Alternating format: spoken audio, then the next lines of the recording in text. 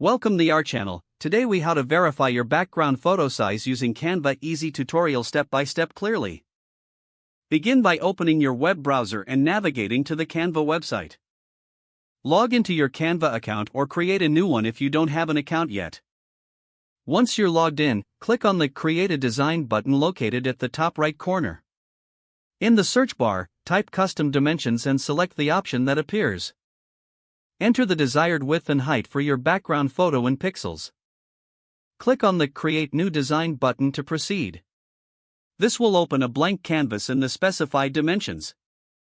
Next, navigate to the Upload section on the left side of the screen. Click on the Upload Media button to select and upload your background photo. Once the photo uploads, drag it onto the canvas.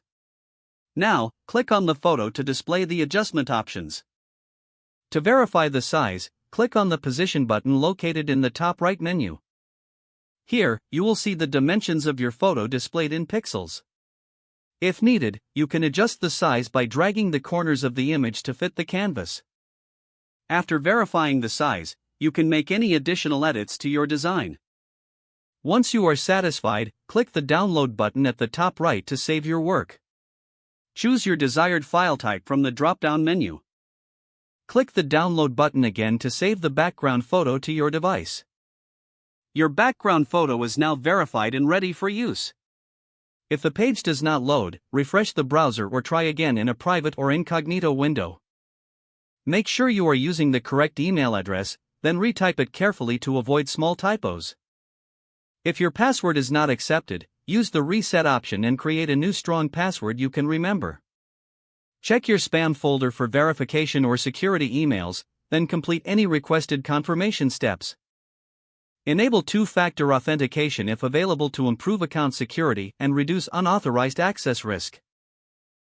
After signing in, review your profile details so your contact information and settings are accurate and current. If you see an error message, note it down and try again after restarting your device and internet connection.